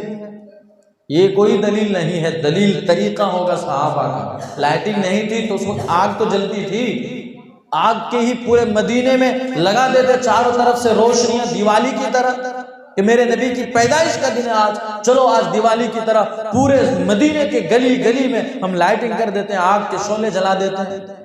کیا ثابت ہے؟ نہیں ہے۔ تو یہ روشنی نہیں تھی ڈیجیٹل روشنی، لیکن قدرتی روشنی تو تھی۔ نہیں کیا، بتلایا گیا کہ یہ چیزیں ہمارے اسلام میں نہیں ہیں۔ پھر کیا ہے ہمارے اسلام میں؟ اصل میں عمل ہے، عمل۔ یہ سارے رسم ہیں، رواج ہیں، جس کی طرف آج امت چلی گئی اور اپنے آقا کے طریقے کو بھلا دیا۔ بتائیے کہ کیا میرے آقا علیہ الصلوۃ والسلام جنہوں نے فرمایا کہ میں دنیا میں آیا ہوں اس لیے آیا ہوں تاکہ مزامیر اور میوزک کی چیزوں کو توڑ دوں، قیامت کی نشانیوں میں بتلایا گیا کہ قیامت سے پہلے پہلے وہ میوزک کے سامان آئیں گے کہ لوگ اپنے سر پر لگائیں گے میوزک کے سامان کو اور وہ ناچیں گے اس پر۔ تو میوزک کو برا اسلام نے کہا۔ آج ڈی جے بجا رہے ہیں اور کہتے ہیں کہ نبی کی پیدائش پر ہم خوشی منا رہے ہیں، اور بے غیرتی کی انتہا یہاں ہو گئی کہ میرے آقا علیہ الصلوۃ والسلام کا ہرا گنبد کا کیک بناتے ہیں، اللہ کے گھر کے کعبے کی تصویر کیک پر لگاتے ہیں۔ ارے شرم نہیں آتی؟ اس کعبہ کو ڈھانے کے برابر یہ گناہ کر رہے ہیں کہ اس کعبے کی تصویر پر چھری چلاتے ہیں۔ بتائیے میرے بزرگوں، یہ نبی سے عاشقی ہے، یہ نبی سے محبت ہے، یہ نبی سے عشق کی نشانی ہے۔ جو نبی ڈی جے اور یہ بری چیزوں سے منع کر گئے، اس نبی کی پیدائش کا دن اگرچہ متعین نہیں ہے، اور پھر اس دن کو متعین کر کے یہ کام کرنا اور کہنا کہ کیا برائی ہے، عید ہی تو مناتے ہیں۔ کیسے دیوبندی لوگ ہیں یہ لوگ، عید کی برائیاں کرتے ہیں، ان کو نبی سے محبت نہیں۔ ارے نبی سے محبت کی نشانیاں بتاؤں علماء دیوبند کی، کہ علماء دیوبند کی کیسی محبت تھی۔ قاسم العلوم والخیرات حضرت مولانا قاسم نانوتوی بانی دارالعلوم دیوبند رحمت اللہ علیہ، ان کی محبت رسول، ان کے عشق رسول کی داستان میرے بزرگوں آپ کے سامنے مختصر رکھوں۔ کیسی محبت تھی آقا سے۔ لکھا ہے کہ جب حج کو گئے ہیں، اونٹنی پر سوار ہیں یا اونٹ پر سوار ہیں، مدینہ المنورہ سے پہلے پہلے معلوم ہو گیا کہ یہ حجاز مقدس نظر آ رہا ہے، یہ مدینے کی گلیاں نظر آ رہی ہیں، یہ مدینے کے مینارے نظر آ رہے ہیں، یہ گنبد خضرا نظر آ رہا ہے، یہ مدینے کے چوک چوراہے نظر آ رہے ہیں، یہ مدینہ شریف کی زمین نظر آ رہی ہے۔ لہذا وجد میں آئے، حال طاری ہوا، اونٹ پر سے کود گئے، اور کودنے کے بعد پاؤں میں جو جوتی پہنی تھی وہ جوتی کو اتار کر اونٹ کے کجاوے میں رکھ دیا اور پیدل چلنے لگے۔ یہ وہ زمانہ تھا جبکہ کوئی پکی سڑکیں نہیں تھی، کوئی پکی اور بہترین اچھے اینٹیں نہیں لگے ہوئے تھے، ٹائلز نہیں لگے ہوئے تھے، بلکہ میرے بزرگوں پتھریلی زمین تھی، پتھر تھے اور نوکیلے نوکیلے پتھر تھے۔ اس پر حضرت قاسم نانوتوی رحمت اللہ علیہ اتر گئے، اور اترنے کے بعد عشق و مستی میں چلنے لگے، اور ایسا عشق طاری ہوا، ایسا عشق طاری ہوا کہ بھول گئے کہ ہم کیا کر رہے ہیں۔ حضرت گنگوہی رحمت اللہ علیہ بھی ساتھ تھے، مولانا رشید احمد گنگوہی رحمت اللہ علیہ۔ انہوں نے دیکھا کہ یہ حضرت مولانا قاسم صاحب کے طریقے پر چلتے ہوئے دوسرے لوگ بھی کود کود کر اتر رہے ہیں اور ایسا چلنے لگے۔ تو حضرت نے کہا کہ ان لوگوں کو کیا ہو گیا، یہ مولانا قاسم نانوتوی کی نقل اتار رہے ہیں، ان کی نقل نہیں اتار سکیں گے، کیونکہ ان پر حال اور عشق و مستی طاری ہے رسول کی، ان پر محبت طاری ہے اپنے نبی کی، ان کی نقل نہیں کر سکیں گے۔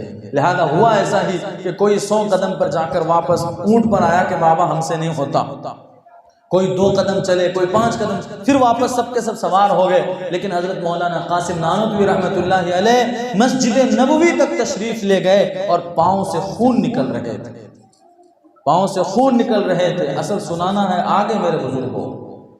جب حال طاری ختم ہوئی اور عشق و مستی کے وہ سرور ختم ہوئے، ہوش میں آئے تو ان سے پوچھا گیا کہ حضرت آپ نے یہ کیا کیا، پورے پاؤں دیکھ لیجئے کیا ہو گیا۔ تو حضرت مولانا قاسم نانوتوی رحمت اللہ کا جواب سنیے، فرمایا کہ قاسم کا گستاخ جوتا اس کی طاقت نہیں رکھتا ہے کہ آقا جس گلی میں چلے ہو اس گلی میں جوتا پہن کر چل سکے۔ کیا عشق تھی میرے بزرگ کو، کیا محبت تھی۔ اور پھر ایک جب انگریز کا دور یہاں تھا اور وارنٹ جاری ہوا تو اعلان ہوا کہ قاسم کو بھی پکڑا جائے انگریزوں کی طرف سے، تو حضرت 3 دن کے لیے چھتے والی مسجد میں چھپ گئے، جو دارالعلوم دیوبند ہے اس کے بازو میں ہی وہ مسجد ہے، وہاں چھپ گئے۔ 3 دن کے بعد واپس نکل آئے۔ لوگوں نے کہا کہ حضرت ابھی کیسے، ابھی چھپ جائیے، ابھی انگریز پکڑیں گے آپ کو، پھر پھانسی دے دیں گے۔ تو حضرت نے کہا کہ لوگوں سن لو، میرے آقا علیہ السلام ہجرت کے موقع پر غار ثور میں 3 دن چھپے تھے، میرے نبی کی سنت پر، میرے نبی کی نقل پر یہ قاسم بھی صرف 3 دن چھپتا ہے، 4تھے دن میرے آقا نہیں چھپے تھے، لہذا آقا کا یہ غلام یہ قاسم بھی نہیں چھپ سکتا۔ یہ محبت تھی ہمارے علماء دیوبند کی۔ ایک نہیں میرے بزرگوں، حضرت مولانا الیاس صاحب تھے، حضرت مولانا یحییٰ صاحب تھے، حضرت شیخ الحدیث شیخ زکریا رحمۃ اللہ علیہ تھے، حضرت مولانا حسین احمد مدنی تھے، حضرت شیخ الہند رحمۃ اللہ علیہ تھے، حضرت تھانوی رحمۃ اللہ علیہ تھے، حضرت سہارنپوری رحمۃ اللہ علیہ تھے، حضرت مہاجر مکی رحمۃ اللہ علیہ تھے۔ یہ سب عشق و مستی کے ایک داستان ہیں جو اپنے نبی سے عشق کر گئے۔ وہ ہم پر الزام لگاتے ہیں کہ یہ لوگ عید نہیں مناتے، عید منانے میں کیا جاتا ہے، کفر کے فتوے لگاتے ہیں ہم پر اور کہتے ہیں کہ نبی سے محبت نہیں ہے ان دیوبندیوں۔ کیا محبت کی نشانی یہی ہے کہ ڈی جے بجایا جائے جس کے بارے میں میرے نبی نے منع فرمایا؟ کیا محبت کی نشانی یہی ہے کہ فضول خرچی کیا جاوے جس کے بارے میں میرے نبی نے فرمایا فضول خرچی کرنے والا شیطان کا بھائی ہے؟ تو یہ محبت نہیں، محبت وہ ہے کہ میرے نبی کے زندگی پر عمل کیا جائے، یہ اصل محبت ہے۔ اور ہمارے سارے اکابرین اسی پر تھے کہ سب نے محبت کی داستانیں لکھی ہیں۔ اسی لیے ہمیں چاہیے اس میلاد کے نام پر جو ہم مجلس رکھتے ہیں، سب سے پہلے اس کا تو خاتمہ کریں اور اپنے گھروں کو پاک کریں غلط چیزوں سے، اور اپنے نبی کی طرف اس کو منسوب نہ کریں۔ جب میں وہ بتلا رہا تھا کہ 3 دور اصل ہیں، اصول بتلا رہا تھا آپ کو، نبی کے صحابہ کا دور، اس کے بعد والے تابعین کا دور، اس کے بعد تبع تابعین کا دور، جس کے بارے میں ہمارے نبی نے خود فرمایا یہ تینوں زمانے بہتر ہیں۔ ان تینوں زمانوں میں جب کسی نے نہیں کیا ہے تو پھر اب کے زمانے میں کوئی بھی کر لے اس کی بات نہیں مانی جائے گی۔ یہ عید میلاد النبی کب سے شروع ہوئی؟ حضرت مفتی سعید صاحب پالنپوری رحمۃ اللہ علیہ، سابق شیخ الحدیث دارالعلوم دیوبند، فرماتے ہیں کہ یہ 5ویں صدی جب تھی تب جا کر ایک بادشاہ تھا علاء الدین نام کر کے، یا صلاح الدین ایسا کچھ نام تھا اس بادشاہ کا، اس نے یہ شوشہ چھوڑا اور یہ عید منانا شروع کیا 5ویں صدی میں، جبکہ صحابہ کا دور، تابعین اور تبع تابعین کا دور ختم ہو چکا۔ تو اسی لیے میرے بزرگوں ان چیزوں کے پیچھے پڑنے کے بجائے نبی کی سیرت پر آئیں، نبی کی صورت پر آئیں کہ میرے آقا کی زندگی کیسی تھی، اس پر عمل کیجیے۔ ہم سب کو چاہیے کہ ہم اس پر عمل کریں۔ میرے آقا کی زندگی کیسی تھی؟ میرے نبی ہمیشہ معاف کرنا سکھاتے ہیں۔ ایک روایت یاد آئی، حضرت عمر ابن خطاب رضی اللہ تعالی عنہ اور دوسرے سارے حضرات بیٹھے ہوئے تھے۔ ایک یہودی جنہوں نے ہمارے نبی کے بارے میں اپنی کتابوں میں پڑھ رکھا تھا اور سن رکھا تھا کہ وہ نبی جو ہیں ان کو اپنی ذات کے لیے وہ بدلہ نہیں دیتے ہیں، یہ ہمارے نبی کی نبوت کی نشانی میں ان کی کتابوں میں لکھا تھا۔ تو وہ جانچنے کے لیے کہ میرے نبی علیہ السلام جو محمد ہیں، نبوت کا دعویٰ کرتے ہیں، ذرا ان کو آزماتے ہیں۔ کیا ہوا؟ قرضہ دیا میرے نبی کو، اور قرضے کی مدت ابھی 3 دن باقی تھی۔ ابھی قرضے جیسے ہم نے ٹائم دیا کہ بھئی فلاں تاریخ کو آپ مجھے پیسے دو، فلاں تاریخ کو آپ کو لوٹا دوں گا، وہ تاریخ آنے سے 3 دن پہلے ہی وہ یہودی آیا، اور آنے کے بعد میرے نبی کو بہت برا بھلا کہا کہ محمد تو ایسا، تیرا خاندان ایسا، تیرا باپ ایسا، ایسے کر کے غلط الفاظ کہے، اور کہنے کے بعد کہا کہ میرا قرض لا۔ حضرت عمر رضی اللہ تعالی عنہ جاہ و جلال والے، ان کو یہ برداشت نہیں ہوا۔ حضرت نے فرمایا، حضرت عمر رضی اللہ تعالی عنہ نے فرمایا کہ ابھی جاتا ہے یا گردن اڑاؤں؟ ایسا کہ جاتا ہے یا تیری گردن اڑاؤں؟ تو حضرت نبی پاک صلی اللہ علیہ وسلم نے فرمایا عمر بس کرو، یہ آدمی تیری طرف سے خیر کا امیدوار تھا، میں بھی تیرے لیے تیری طرف سے خیر کا امیدوار تھا کہ آپ انہیں نصیحت کرتے کہ نرمی کے ساتھ مانگو، مجھے نصیحت کرتے کہ یا رسول اللہ ان کا قرض ادا کر دیجئے، لیکن آپ تو ان پر برس پڑے۔ وہ آدمی اتنا دیکھا اور دیکھنے کے بعد وہ کیا ہوا کہ میرے بزرگوں وہ اللہ کے نبی کے قدم میں پڑ گیا تو کہا کہ یا رسول اللہ کلمہ پڑھا دیجئے، میں نے جو سنا تھا اور جو پڑھا تھا وہ آپ کے اوپر دیکھ لیا، لہذا میں تو قرضہ لینے نہیں آیا تھا، میں تو جانچ کرنے آیا تھا، اور جانچ میں نے آپ کو وہی پایا جو ہم نے پایا ہے اپنی کتابوں میں کہ آپ درگزر کرنے والے ہیں، آپ معاف کرنے والے ہیں، لہذا مجھے کلمہ پڑھائیے۔ تو میرے نبی کی سیرت یہ ہے میرے بزرگوں۔ آج ہم آپس میں لڑے ہوئے ہیں، بہت لڑے ہوئے ہیں، ہماری مسجدیں صف ایک ہیں، صف ایک ہے ہماری مسجدوں میں، ایک ساتھ سب نماز پڑھ رہے ہیں، لیکن کسی کا دل ملا ہوا نہیں۔ آپ اندازہ لگائیں، ہر روز یہ خبر آتی ہے کہ فلاں فلاں لڑ رہے ہیں، فلاں فلاں لڑ رہے ہیں، سب مسجد میں آ کر نماز پڑھ رہے ہیں میرے بھائیوں۔ اور نبی کی سیرت تو یہ تھی کہ میرے نبی نے دشمنوں کو معاف کیا۔ ایک اور واقعہ سناؤں میرے بزرگوں کہ میرے نبی علیہ الصلوۃ والسلام اونٹ پر جا رہے ہیں، ساتھ میں حضرت انس ابن مالک رضی اللہ تعالی عنہ جو آپ کے شاگرد ہیں، 10 سال تک آپ کی خدمت کی ہے۔ حضرت انس فرماتے ہیں کہ میں نے اپنے نبی کی 10 سال تک خدمت کی، حالانکہ ہمارے گھروں میں نوکر ہو، اگر ایک دن نوکری کر لے، 2 دن نوکری کر لے، تیسرے دن ہم برستے ہیں کہ یہ کام صحیح نہیں کیا، یہ کام غلط کیا، امام صاحب پر آئیے، امام صاحب کو نہیں چھوڑتے، امام صاحب ذرا لیٹ ہو گئے، امام پر برس پڑ جاتے ہیں، نہ جانے کیا کیا سنا دیتے ہیں۔ میرے آقا کے اخلاق کو دیکھیے، میرے نبی کے طریقے کو دیکھیے میرے بزرگوں۔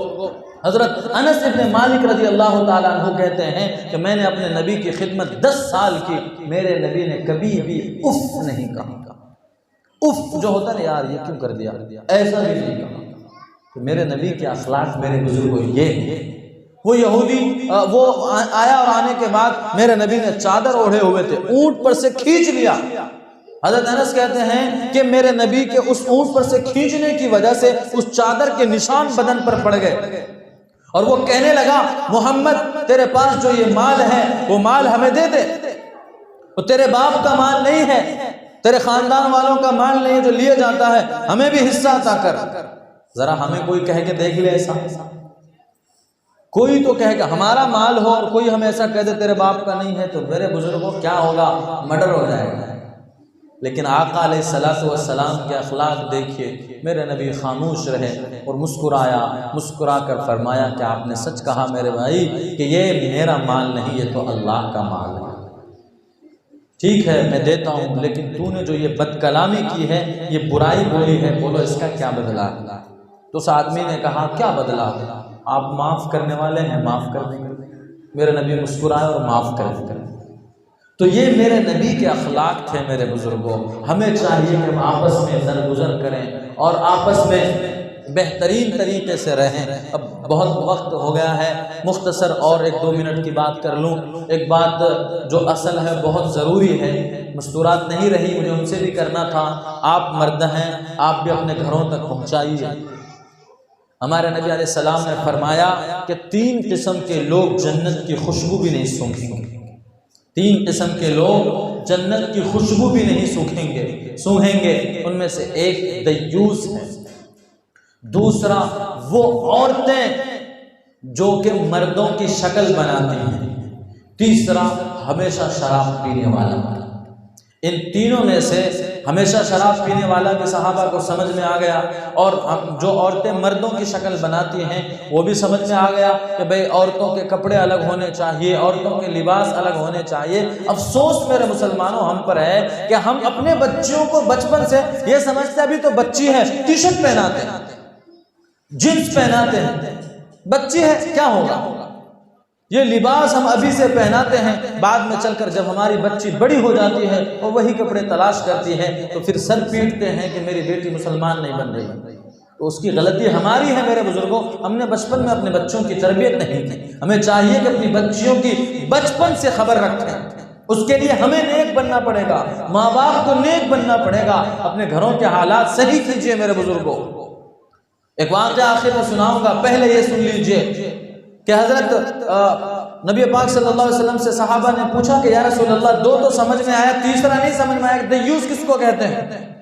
فرمایا وہ مرد جو اپنے گھر کی بیٹیوں، بہو، عورتوں کو برائی کرتے ہوئے دیکھ رہا ہے پھر بھی آنکھیں بند کر کے خاموش ہے، ایسا مرد بھی چاہے تہجد گزار ہے، چاہے نیک ہے، چاہے مفتی ہے، قاضی ہے، عالم ہے، 4 مہینے لگایا، چلے لگایا، سالوں میں گھوما، ہر مہینے کے 3 دن لگایا، گشت کیے، سب کچھ کیا، لیکن اپنی بیٹیوں پر نظر نہ رکھی، اپنی بیویوں پر نظر نہ رکھی، ان کو برائی کرتے ہوئے دیکھتا رہا، موبائلوں میں گانے سنتے ہوئے، موبائلوں میں غیر محرموں کی طرف دیکھتے ہوئے ان بچیوں کو دیکھتا رہا اور خاموشی اختیار کی، ایسا مرد بھی جنت کی خوشبو نہیں سونگھ سکے گا۔ سوچئے میرے بزرگوں، ہمارے گھروں میں موبائل ہے، ہمارے گھروں میں ٹی ویاں ہیں، ہماری بیٹیاں شان سے صوفے پر بیٹھتی ہیں، ٹی وی میں غیر محرم مردوں کو دیکھتی ہیں، اور ہمیں جتنا معلوم نہیں ہم سے زیادہ ہماری بچیوں کو معلوم ہے فلم ایکٹروں کے نام، کرکٹروں کے نام، ڈرامہ، بلکہ بعض عورتوں کے بارے میں تو سننے میں آیا، انڈیا کو چھوڑیے، انڈیا سے باہر کے بھی ایکٹر ہیں، ان کا بھی نام یاد ہے۔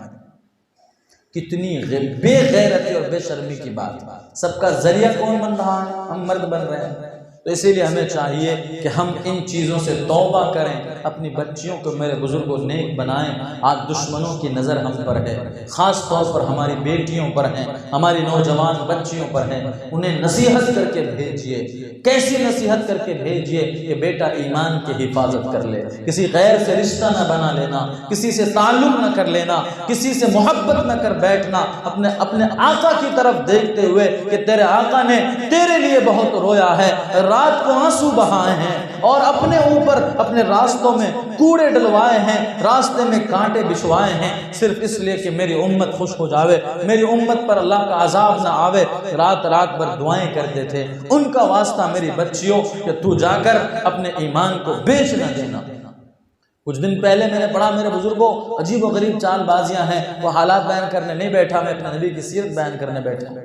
عجیب چال بازیاں ہیں، اس سے نکالنا مشکل ہے۔ کیا ہے کہ ان لوگوں نے طے کیا ہے کہ قرضہ صرف عورتوں کو دیں گے، اس کے مردوں کو پتہ بھی نہیں ہونا چاہیے۔ اب عورتیں ضرورت مند ہیں، اپنے قرضے لے کر آتی ہیں، بعد میں اس کو پتہ چلتا ہے کہ پیسہ ادا نہیں کر سکتے، شوہر کو بتا بھی نہیں سکتے، یا ہے کہ اپنے ابا کو بتا نہیں سکتے، جوان بچی ہے، تو لہٰذا وہ کیا کرتی ہیں، دھیرے دھیرے ان کے آفر میں آتی ہیں، ان کے ساتھ بھاگ جاتی ہیں۔ یہ بھی ایک ذریعہ ہے۔ الگ الگ کئی چیزیں ہمارے اکابرین کہہ رہے ہیں میرے بزرگوں، ہمیں چاہیے کہ ہم اپنی بچیوں کو نصیحت کریں۔ کیا نصیحت کریں میرے بزرگوں؟ آخری بات کہہ رہا ہوں، ذرا دھیان سے سن لیجئے۔ حضرت غوث اعظم شاہ عبد القادر جیلانی رحمۃ اللہ علیہ کے بچپن کا واقعہ ہے، آپ خود بیان فرماتے ہیں، میرے نبی کے عاشقوں میں ایک بڑے عاشق ہیں، میرے نبی کے چہیتوں میں ایک چہیتے ہیں، میرے نبی کے لاڈلوں میں ایک لاڈلے ہیں۔ حضرت شاہ عبد القادر جیلانی رحمۃ اللہ علیہ میرے نبی کے پیارے ہیں، میرے نبی کے نسل میں سے ہیں، میرے نبی 11ویں پشت پر جا کر میرے نبی کے جو داماد ہیں حضرت علی رضی اللہ تعالیٰ عنہ، ان سے جا کر ملتے ہیں۔ ان کے اپنے بچپن کا واقعہ حضرت بیان فرماتے ہیں کہ میں بچپن میں اپنی امی سے کہا کہ امی جان آپ اپنے عورتوں کو یہ واقعہ سنائیے میرے بزرگوں۔ اب کہا کہ امی جان مجھے اب علم حاصل کرنے کا شوق ہے، میں جیلان سے بغداد جانا چاہتا ہوں، وہاں بڑے بڑے علماء ہیں، اللہ والے ہیں، ان سے مجھے علم سیکھنا ہے، اماں اجازت دے دے۔ اماں نے کہا بیٹا ٹھیک ہے، لیکن یہ اجازت دیتے ہوئے آنکھوں میں آنسو تھے، ماں تھی۔ اور بھی واقعات یاد آگے میرے بزرگوں، بس بہت زیادہ باتیں ہو گئی ہیں، اللہ ہمیں ان پر عمل کی توفیق عطا فرمائے۔ یہ آخری واقعہ ہے، اس کو بیان کر دیتے ہیں، بس ختم کرتے ہیں کہ حضرت شاہ عبد القادر جیلانی رحمۃ اللہ علیہ نے اپنی والدہ سے کہا کہ اماں اجازت دے دے، پڑھنے جانا ہے۔ ماں نے اجازت دی، 40 دینار سونے کے سکے اس طرف کے ایک بیگ بنایا، پہلے زمانے میں جو چلتا ہوگا وہ بنا کر بغل میں اس کو سل دیا، سلنے کے بعد اس کو ہم کہیں گے پیک کرنا، پیک کر دیا، اور اس کے بعد کہا جا بیٹے بغداد کو۔ جب جانے لگے تو کہتے ہیں کہ امی نے نصیحت کی کہ بیٹا دیکھ سچ بولنا، چاہے کتنی بڑی مصیبت آ جاوے جھوٹ نہ بولنا۔ ہم چلے راستے میں، بغداد کے راستے میں جب بیچ میں پہنچے ہیں تو ہم پر ڈاکوؤں کا حملہ ہوا، ڈاکوؤں نے حملہ کیا، ہمارے ساتھ میں جتنے قافلے والے تھے سب کا سامان لوٹ لیا۔ لوٹنے کے بعد ایک ڈاکو میرے پاس آیا، مجھے چھوڑ دیا، میرے پاس آیا، مجھ سے کہا کہ تیرے پاس کیا ہے؟ تو حضرت شاہ کہتے ہیں کہ میں نے کہا کہ میرے پاس میری امی نے 40 دینار رکھے ہیں، یہاں پر ہیں۔ اس نے کہا مذاق کرتا ہے کیا، چھوٹا سا ہے، چلو نکلو جاؤ، چھوڑ دیا۔ پھر دوسرا ڈاکو آیا، اس نے بھی پوچھا تیرے پاس کیا ہے؟ حضرت نے کہا کہ میں نے ان سے کہا کہ میرے پاس یہ ہے، میری امی نے یہاں باندھ کر رکھا۔ تو ڈاکو کو شک ہوا، انہوں نے کہا کہ چل میرے سردار کے پاس۔ تو بچپن میں حضرت کا واقعی بچپن کا ہے، علم حاصل کرنے جا رہے ہیں، بغداد تب کا ہے، تو سردار کے پاس لے جائے گئے۔ لے جانے کے بعد سردار نے کہا کیا واقعہ، کیا مسئلہ، کیا بات ہے؟ تو کہا کہ میری امی نے مجھے 40 دینار دیے ہیں، وہ یہاں پر ہیں، میری امی نے کہا ہے کہ سچ بولنا، جھوٹ نہ بولنا۔ تو اس نے کہا کہ آخر یہ کیا بات ہے؟ جو ڈاکو تھا، سردار تھا، اس نے کہا کہ یہ کیا معاملہ ہے کہ لوگ ڈکیتوں سے اپنی باتیں چھپاتے ہیں اور ڈکیتوں سے اپنی باتوں کو مخفی رکھتے ہیں، پوشیدہ رکھتے ہیں کہ میری بات جان نہ جاوے، ورنہ وہ ہم سے ہر جگہ سے نکلوا لے گا، اور تو ہے کہ تو کہہ رہا ہے کہ یہاں چھپا ہوا ہے۔ تو حضرت شاہ عبد القادر جیلانی رحمۃ اللہ علیہ نے فرمایا کہ میری امی نے چلتے وقت نصیحت کی تھی کہ بیٹا سچ کا دامن کبھی نہ چھوڑنا۔ میں اپنی امی کی نصیحت پر اور اس وعدے پر ہوں، میں سچ ہی بولوں گا، جھوٹ نہیں بول سکتا۔ وہ جو ڈاکوؤں کا سردار تھا، وہ آ کر بچپن میں میرے نبی کے غلام کے حالت بتلائی جا رہی ہے میرے بزرگوں آپ کے سامنے میں۔ بچپن میں حضرت شاہ عبد القادر جیلانی رحمۃ اللہ علیہ کے قدم میں پڑ گیا، رونے لگا، اور وہ سردار کہنے لگا کہ ارے پیارے، تو اپنی ماں کے وعدے کو نہ توڑ سکا، اتنا زیادہ ڈرایا گیا، اور آج ہم اتنے بڑے ہو گئے، نہ جانے اپنے اللہ سے کیے ہوئے وعدوں کو کتنی مرتبہ توڑ چکا ہوں، آج میں توبہ کرتا ہوں، مجھے معاف کر دے، مجھے توبہ کرا دے۔ وہ دوسرے ڈکیت جو تھے سارے کے سارے ان کے ساتھی، انہوں نے کہا سردار جی آپ تو ڈکیتوں میں بھی ہمارے سردار رہے، توبہ کرنے میں بھی ہم سے پہلے سردار بن گئے۔ تو یہ بچپن کی حالت ہے۔ یہ سنا کر میرے بزرگوں اصل سنانا یہ ہے کہ یہ واقعہ میں نے پڑھا بعد میں ہے، یہ واقعہ میں نے پڑھا بہت بعد میں ہے۔ پتہ ہے آپ کو کس سے سنا ہے؟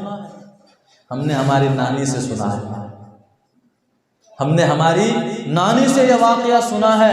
اسی طرح سے شداد کا واقعہ جو بعد میں پڑھا ہے کہ جنت بنایا دنیا میں، ہم نے کتابوں میں تو مدرسوں میں پڑھا، ورنہ ہم جب سوتے تھے ہماری نانی ہو یا ہماری امی ہو بیٹھ کر ہمیں جب سو جاتے تھے ہم سب بھائی بہن تو وہ قصے سناتی تھی۔ وہ قصوں میں یہ نہیں ہوتے تھے ہیرے اور ایکٹروں کی باتیں، جنت اور جنت کے لوگوں کی باتیں ہوتی تھی میرے بزرگوں۔ تو پھر ایسے گھرانوں میں اولاد کی تربیت کیوں کرنا ہوگا؟ ایسے گھروں میں نبیوں کے عاشق کیوں پیدا نہیں ہوں گے؟ تو یہ واقعہ میں اپنے آپ کو بہت بڑا نہیں کہہ رہا ہوں، لیکن میں بتلاتا ہوں کہ ہمارے گھر کی عورتوں کا پہلے یہ عالم تھا کہ اپنی بچیوں کو یہ سنایا کرتے تھے، اپنے بچوں کو یہ سنایا کرتے تھے۔ لیکن افسوس کہ آج ماؤں کو فرصت نہیں ہے، آج بہنوں کو فرصت نہیں ہے، آج دادیوں کو فرصت نہیں ہے، آج نانیوں کو فرصت نہیں ہے کہ وہ اپنی بچیوں کو اس طرح بٹھا کر نصیحت کر دے۔ بڑی ہو گئی تو کیا ہوا، انہیں تب بھی نصیحت کرنا چاہیے۔ بیٹے بڑے ہو گئے تب بھی کیا ہوا، انہیں نصیحت کرتے رہنا چاہیے۔ ماں اور باپ کی نصیحت بچے کو بہت فائدہ پہنچاتی ہے۔ خیر میرے بزرگوں، یہ پوری باتیں ہیں جن میں خلاصہ یہی ہے کہ ہمیں یہ جو دن آتے ہیں، ایک دن کے لیے ہم نہیں مناتے نبی کی میلاد، ہم ہر روز نبی کے آنے کو مرحبا کہتے ہیں۔ ہم ہر روز کہتے ہیں میرے نبی دنیا میں آئے، مرحبا یا رسول اللہ، ہم ہر روز کہتے ہیں۔ اس کا مطلب یہی ہے کہ ہم اپنے نبی کی زندگی پر ہر روز عمل کرنا چاہیے، ہم ہر روز عمل کریں۔ یہ نہیں کہ دن میں 365 دن میں ایک دن منا لیا باقی بھول گئے۔ ہمیں چاہیے کہ اپنے نبی کی زندگی کو اپنی زندگی میں اتاریں اور اپنے نبی علیہ السلام کی نصیحتوں کو اپنی زندگی میں لائیں۔ نبی نے جن برائیوں سے منع کیا ہے ان برائیوں کو چھوڑ دیں۔ میرے بزرگوں، آج سب مل کر یہ وعدہ کیجئے انشاءاللہ آئندہ سے کبھی بھی ڈی جے تو نہیں بجائیں گے، کبھی نہیں بجائیں گے۔ وعدہ کیجئے، انشاءاللہ نہیں بول رہے آپ، زور سے بولیے انشاءاللہ۔ ہاں، ڈی جے سے بالکل دور رہیے میرے بزرگوں۔ ہمارے نوجوان بھائیوں، بہت بے حیائی کا دور ہے۔ آپ جس طرف انٹرنیٹ کھولیں گے، جس طرف جائیے، ہمارے پاس سب ہے، انسٹاگرام ہے، فیس بک ہے، ٹویٹر ہے، جو بھی ہے، ہر ایک سوشل میڈیا پر رہنا پڑتا ہے۔ آپ جدھر جائیے برائی ہے، بے حیائی ہے، اپنی نظروں کی حفاظت کیجیے، اپنے آپ کو بچائیے۔ حضرت مفتی تقی عثمانی صاحب شیخ الاسلام دامت برکاتہم العالیہ کہ جب انسان ایک مرتبہ بدنظری کرتا ہے نا، بری چیزوں کو، غیر محرموں کو دیکھتا ہے، یہ میرے لیے بھی ہے، سب کے لیے ہے، بوڑھوں کے لیے بھی، جوانوں کے لیے ہے، اس پر تو کم سے کم عمل کر لیں ہم لوگ انشاءاللہ۔ حضرت فرماتے ہیں کہ جب ایک مرتبہ کوئی برائی کی نظر سے کسی کی طرف دیکھتا ہے نا، اس 24 گھنٹے کے اندر جتنی بھی لذت آنی چاہیے عبادتوں میں، نماز ہے، روزہ ہے، قرآن کی تلاوت ہے، دعا ہے، تہجد ہے، چاشت ہے، اشراق ہے، اوابین ہے، ہر ایک عبادتوں کی لذت ختم ہو جاتی ہے۔ صرف ایک نظر ایسا دیکھا، کتنی اچھی لگ رہی ہے، اتنا دیکھا، پورے 24 گھنٹے کی عبادتوں کی لذت ختم ہو جاتی ہے، ایمان کا مزہ ختم ہو جاتا ہے۔ میرے بزرگوں، ہم جس بے حیائیوں کے دور میں جی رہے ہیں، ہمیں کتنی حفاظت کی ضرورت ہے۔ اسی لیے ہمیں چاہیے کہ آج ہم توبہ بھی کریں اور اپنے نبی کی صورت کو اپنی زندگی میں لانے کے وعدے کریں۔ اللہ مجھے اور آپ کو ان سب باتوں پر عمل کی توفیق عطا فرمائے۔ وآخر دعوانا اللهم لك الحمد كله ولك الشكر كله وإليك يرجع الأمر كله اللهم إنا لا نحصي ثناء عليك أنت كما أثنيت على نفسك يا رب صل وسلم دائما أبدا على حبيبك خير الخلق كلهم۔ اے اللہ، ہم سب گنہگار ہیں، خطاوار ہیں، پاپی ہیں، مجرم ہیں، اپنے گناہوں کا اقرار کرتے ہیں۔ یا اللہ، نبی علیہ الصلاۃ والتسلیم کی نسبت پر یہ جلسہ رکھا گیا، چھوٹے چھوٹے معصوم بچوں نے قرآن کریم مکمل کیے ہیں۔ میرے مولا، ان سب کو قبول فرما لیجیے۔ جو باتیں کہی گئی ہیں، ان میں جو باتیں ہیں، یا اللہ، ہم سب کو ان پر عمل کی توفیق عطا فرمائیے۔ ہمیں اپنے نبی سے محبت عطا فرمائیے، اپنے نبی سے عشق عطا فرمائیے۔ یا اللہ، اپنے نبی کا نام جب آئے دلوں میں سکون آ جائے، دلوں میں مزہ آ جائے۔ اے اللہ، ہمیں اور ہم سب کو ایسا بنا دیجیے، ایسی محبت اپنے نبی سے عطا فرما دیجیے۔ اے اللہ، ان محبت کی سب سے بڑی نشانی یہ ہے کہ ہم اپنے نبی کے طریقے پر چلیں، نبی کی سنتوں پر چلیں، نبی کے جو بھی طریقے تھے وہ سب سیکھیں اور ان پر عمل کریں۔ اللہ، اس کے فیصلے ہم سب کے لیے کر دیجیے۔ اے اللہ، ہم سب کو قبول فرما لیجیے، ہم سب کو نبی کے عاشقوں میں شامل فرما لیجیے۔ اے اللہ، ہمیں اپنا محبوب بندہ بنا لیجیے۔ اے اللہ، ہماری مستورات بھی آئی تھیں، انہوں نے بھی ہمارے بچوں کے پروگرام کو دیکھا۔ اے اللہ، ان سب کو نیک مائیں بنا دیجیے، عفیفہ اور پاک دامن مائیں بنا دیجیے۔ جو بہنیں اور بیٹیاں آئی تھیں، اللہ ان کو باعزت بنا دیجیے، ان کی عزت و آبرو کی حفاظت فرما دیجیے، ان کو ایمان کی دولت سے مالا مال فرما دیجیے۔ یا اللہ، ہم سب کو جب تک زندہ رکھیں گے ایمان پر زندہ رکھیے۔ اے اللہ، جب موت دیں گے تو ایمان پر موت دیجیے، کلمے پر موت دیجیے، موت کی سختی سے ہماری حفاظت فرما لیجیے، قبر کے عذاب سے ہماری حفاظت فرما لیجیے۔ اے اللہ، آخرت میں ہماری پکڑ سے حفاظت فرما لیجیے۔ یا اللہ، اپنا بنا لیجیے، اپنے نبی کا بنا لیجیے، ہمیں آپس میں محبت عطا فرما دیجیے، الفت عطا فرما دیجیے، بڑوں کو چھوٹوں کے ساتھ پیار کی توفیق عطا فرمائیے، چھوٹوں کو بڑوں کی عزت کی توفیق عطا فرمائیے۔ اللہ، ہمارے اساتذہ کرام کی مغفرت فرمائیے، جو اساتذہ کرام دنیا میں باحیات ہیں، اللہ ان کے عمروں میں اعمال صالحہ میں عافیت کے ساتھ خوب برکت عطا فرما دیجیے۔ اے اللہ، ہمارے والدین کی مغفرت فرما دیجیے، ان کی عمروں میں اعمال صالحہ میں عافیت کے ساتھ خوب برکت عطا فرما دیجیے۔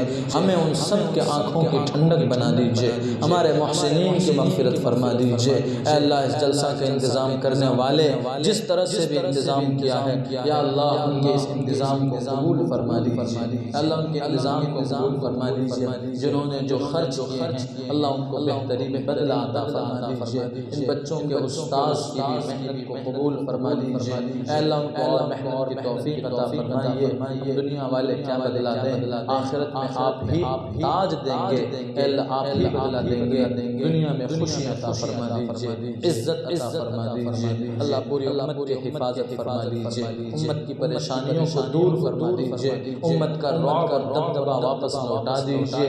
اے اللہ، ظالموں کو مغلوب کر دیجیے۔ مسلمانوں کو غلبہ عطا فرما دیجئے، ہمارے ملک میں امن اور شانتی پیدا فرما دیجئے، سلامتی پیدا فرما دیجئے، ملک کو خوشحال بنا دیجئے، خوبصورت بنا دیجئے، آپس میں محبت عطا فرما دیجئے۔ اللہ مانگنا بہت کچھ ہے، مانگنے نہیں آتا ہے، دلوں میں تمنائیں ہیں، دلوں میں چاہتے ہیں، دلوں میں آرزو ہیں، اے اللہ ہماری جائز تمنائیں پوری فرما دیجئے۔ اللہ جنہوں نے دعا کے لیے کہا ہے یا جن کا مجھ پر حق ہے، اے اللہ جو کہنا چاہتے تھے نہیں کہہ سکے، اللہ ان سب کی جائز تمنائیں پوری فرما دیجئے۔ ہماری دعاؤں کو اپنے فضل و کرم سے حضرت محمد صلی اللہ علیہ وآلہ وسلم کے صدقے میں قبول فرما دیجئے۔